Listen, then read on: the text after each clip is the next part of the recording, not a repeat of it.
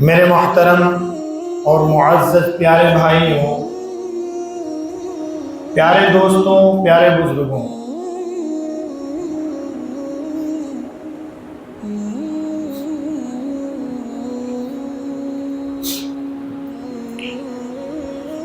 اللہ رب العزت نے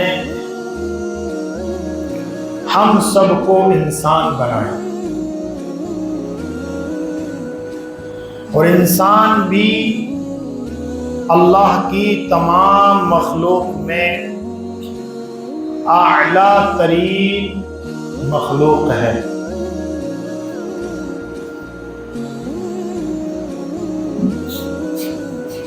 ساری مخلوق کو اللہ نے انسان کا خادم بنایا ہے، اور انسان کو تمام مخلوق کا مخدوم بنایا ہے۔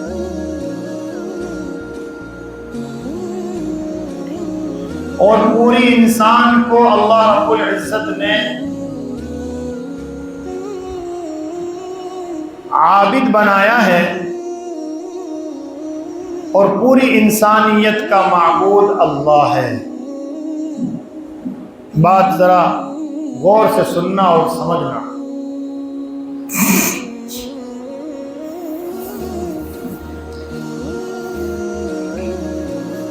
عابد اور معبود کا الگ معاملہ، خالق اور مخلوق کا الگ معاملہ، اور خادم اور مخدوم کا الگ معاملہ۔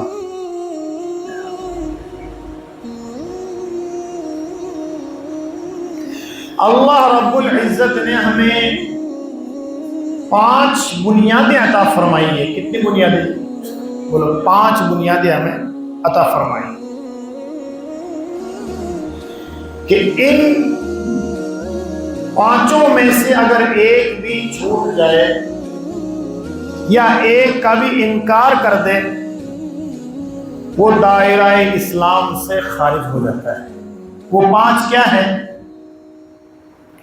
بنی الاسلام علی 5: اشہد ان لا الہ الا اللہ واشہد ان محمدا عبدہ ورسولہ، اقیموا الصلاۃ وآتوا الزکاۃ والصوم رمضان والحج بیت اللہ۔ کہ اس بات کا اقرار کرنا کہ اللہ تبارک و تعالیٰ کے سوا کوئی عبادت کے لائق نہیں،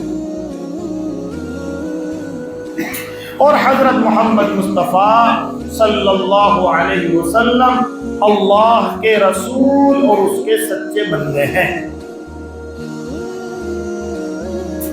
پھر نماز قائم کرنا، پھر رمضان کے روزے رکھنا، اللہ کے گھر کا حج کرنا، اور اللہ نے مال دیا ہے تو اس مال کی زکوٰۃ ادا کرنا۔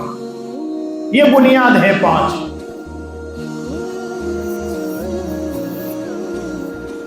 اور اس کی چھت بنائی ہے اللہ رب العزت نے اخلاق۔ کیا بنائے؟ اخلاق، حسن خلق، ویوہار، چرتر، کہ صرف بنیاد ہے اور بنیاد کی چھت نہیں ہے تو بھی ایمان تکمیل کو نہیں پہنچے، اور صرف جو ہے چھت ہے اور بنیاد نہیں ہے تو بھی کام نہیں چلے گا، اس لیے کہ چھت کو کس پہ کھڑا کریں گے؟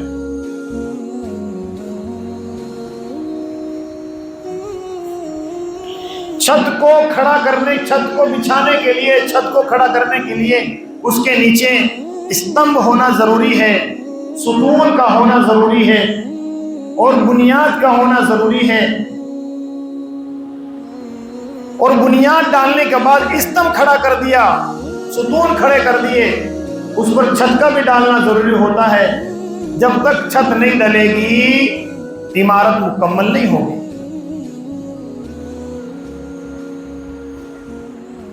اسی لیے اللہ کے نبی صلی اللہ علیہ وسلم کو اللہ رب العزت نے وہ اعلیٰ اخلاق دے کر بھیجے ہیں کہ دنیا کا بڑا سے بڑا انسان، بڑا سے بڑا دشمن بھی حضور پاک علیہ الصلوۃ والسلام کے اخلاق کو مانتا ہے، حضور اکرم صلی اللہ علیہ وسلم کی باتوں کو مانتا ہے، حضور اکرم صلی اللہ علیہ وسلم کے رہن سہن کو مانتا ہے، حضور اکرم صلی اللہ علیہ وسلم کی وفا کو مانتا ہے، حضور اکرم صلی اللہ علیہ وسلم کی سچائی کو مانتا ہے، حضور اکرم صلی اللہ علیہ وسلم کی امانت کو مانتا ہے، حضور اکرم صلی اللہ علیہ وسلم کی دیانت کو مانتا ہے، حضور اکرم صلی اللہ علیہ وسلم کی فکروں کو مانتا ہے، اور حضور اکرم صلی اللہ علیہ وسلم کے غموں پر آنسو بہاتا ہے۔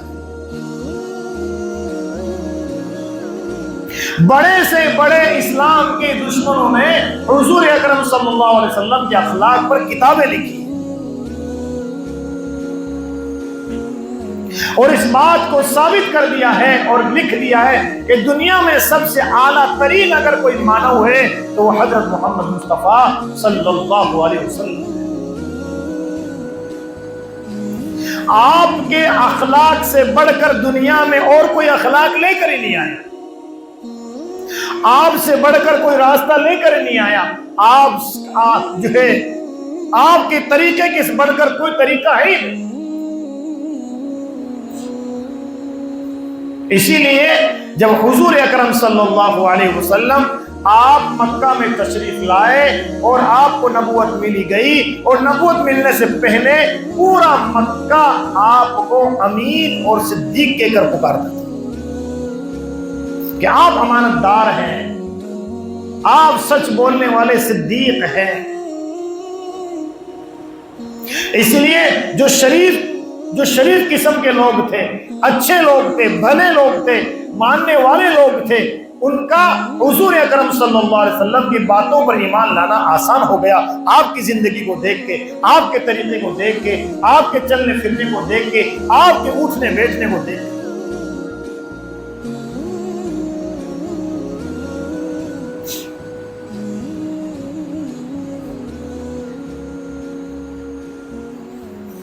ایسے اعلیٰ ترین آپ کے اخلاق اور اعمال تھے، وہی اخلاق وہی طریقہ اس امت کو بھی اپنانا ضروری ہے کہ جب تک امت کے اندر حضور اکرم صلی اللہ علیہ وسلم کے اخلاق، حضور اکرم صلی اللہ علیہ وسلم کی سنتیں زندہ رہے گی، یہ امت ترقی پاتی رہے گی، اس امت کا جو معاشرہ ہے، سوسائٹیاں ہیں، وہ ترقی پاتی رہے گی۔ کہ اخلاق کیا ہے؟ اخلاق یہ ہے کہ ہماری 24 گھنٹے کی زندگی لوگوں کے لیے راحت والی بن جائے، ہماری 24 گھنٹے کی زندگی اللہ کے بندوں کے لیے راحت والی بن جائے، یہ اخلاق کا مجسمہ ہے۔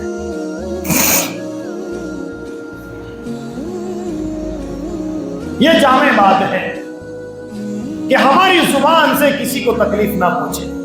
المسلم من سلم المسلمون من لسانه ویدیہ، کہ مسلمان تو ہے وہ کہ اس کے ہاتھ اور اس کی زبان سے اور پاؤں سے کسی مسلمان کو تکلیف نہ پہنچے۔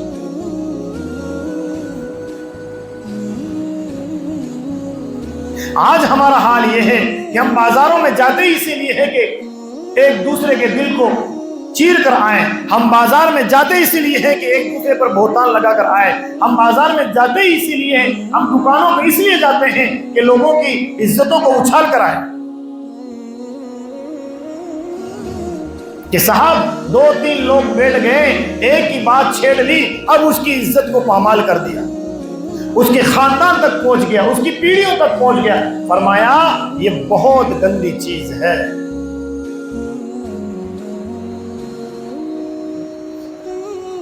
اللہ کے نبی صلی اللہ علیہ وسلم کے اخلاق ایسے تھے کہ مکہ والوں نے مانا ہے، مکہ کے بڑوں نے مانا ہے، مکہ کے چھوٹوں نے مانا ہے، مکہ کے بچوں نے مانا ہے، دشمن کے بچوں نے مانا ہے آپ کے اخلاق۔ اللہ کے نبی صلی اللہ علیہ وسلم نے فرمایا کہ جو آدمی حق پر ہونے کے باوجود بھی اپنا حق چھوڑ کر جھگڑا ختم کر دے، میں اس کے لیے جنت کے درمیان میں گھر دلانے کی ذمہ داری لیتا ہوں۔ آج ہم ایک ایک انچ جگہ کی خاطر ایک دوسرے کی جان لے لیتے ہیں، ایک ایک فٹ کی خاطر ایک دوسروں کی جان لے لیتے ہیں. صاحب میری 1 انچ تیرے پاس کیوں آ گئی؟ میرا 1 فٹ تیرے پاس کیوں آ گیا؟ بھائی بھائی کے اوپر چڑھ بیٹھتا ہے. یہاں تک کہ ان آنکھوں نے دیکھا ہے کہ بیٹا باپ پر چڑھ بیٹھتا ہے. باپ کی بنائی ہوئی جائیداد، باپ کی بنائی ہوئی زمین، باپ کا بنایا ہوا مکان، باپ کی بنائی ہوئی حویلی، بیٹا باپ پہ چڑھ رہا ہے. مجھے اس میں سے حصہ دو، مجھے اس میں سے جو ہے گھر دو، مجھے زمین میں سے زمین دو. ارے وہ تو باپ کا حق ہے، وہ چاہے تو ساری تجھے دے دے اور چاہے تو 1 انچ بھی نہ دے، اس کو اختیار ہے. باپ کے جیتے جی کوئی میراث تقسیم نہیں کر سکتا، کوئی باپ کی جائیداد کو تقسیم نہیں کر سکتا. جب باپ دنیا سے رخصت ہو جاتا ہے تو اس کی میراث تقسیم ہوتی ہے. لیکن جیتے جی باپ کے دل کو شکنی کر دیتے ہیں، باپ کے دل کو چھلنی کر دیتے ہیں. بھائی بھائی پر چڑھ بیٹھتا ہے، بیچ میں دیواریں کھڑی ہو جاتی ہے، یہ حصہ تیرا، یہ حصہ میرا. نہیں میرے بھائیو دوستو بزرگو، اللہ کے نبی صلی اللہ علیہ وسلم نے فرمایا جو آدمی، جو مومن، جو مسلمان جھگڑا ختم کرنے کے لیے، جھگڑے کو مٹانے کے لیے اپنا حق چھوڑ دے، میں ذمہ داری لیتا ہوں کہ کل قیامت کے دن جنت میں اسے گھر دلواؤں گا، جنت میں اسے محل دلواؤں گا. ایسی جگہ اس کی رجسٹری کرواؤں گا جو رجسٹری کبھی ختم نہیں ہونے والی. یہ دنیا کے رجسٹری، یہ دنیا کے پٹے، یہ دنیا کی جائیداد ختم ہونے والی ہے، مٹنے والی ہے. آج سانس کا ڈورا ٹوٹا، دوسرے قبضے کرنے والے بن جائیں گے. جنت ایسی جگہ ہے، وہ وہاں کا محل، وہاں کا بنگلہ کبھی ختم ہونے والا نہیں، ہمیشہ ہمیشہ کی زندگی. میرے آقا حضرت محمد مصطفیٰ صلی اللہ علیہ وسلم نے فرمایا کہ آدمی مذاق میں بھی جھوٹ بولنا چھوڑ دے، میں اس کو جنت دلانے کی ذمہ داری لیتا ہوں. آج چند بھائی بیٹھ گئے، ایک دوسرے کو ہنسانے کے لیے جھوٹ بولنا شروع کر دیتے، من گھڑت باتیں بنا کر جھوٹ بول کر لوگوں کو ہنسانا شروع کر دیتے ہیں. جو فرمایا اللہ کے نبی صلی اللہ علیہ وسلم کا مقدس اور پیارا ارشاد ہے الصدق ینجی والکذب یہدی، کہ سچ نجات دیتی ہے اور جھوٹ برباد کرتی ہے. اسی لیے میرے آقا حضرت محمد صلی اللہ علیہ وسلم نے فرمایا کہ آدمی جھوٹ بولتا ہے، یہاں تک کہ مذاق میں بھی جھوٹ بولتا ہے، وہ بھی کل قیامت کے دن اللہ کے سامنے کھڑا نہیں ہو پائے گا. اس کی گرفت ہوگی، پکڑ ہوگی، جہنم کے راستے کی طرف اس کو دھکیل دیا جائے گا. اس لیے میرے بھائیوں دوستوں بزرگوں، جھوٹ بولنے سے اپنے آپ کو بچانا ہے. یہ بہت گندی چیز ہے. جھوٹ بولنے سے منہ سے بدبو آنا شروع ہو جاتی ہے اور شروع ہو جاتا ہے، اور اللہ کے فرشتوں کو جو دائیں بائیں بیٹھے ہوئے ہمارا حساب و کتاب لکھ رہے ہیں، ان کو بڑی تکلیف ہوتی ہے. میرے آقا حضرت محمد صلی اللہ علیہ وسلم کی صداقت اتنی مشہور تھی، مکہ کے سارے لوگ چھوٹے سے لے کر بڑے تک، اور جو ہے مردوں سے لے کے عورتوں تک، تمام لوگ ایک ہی رٹ لگاتے تھے، ھذا صدیق، ھذا صدیق، یہ تو سچ بولنے والا ہے، ھذا امین، یہ تو امانت دار ہے.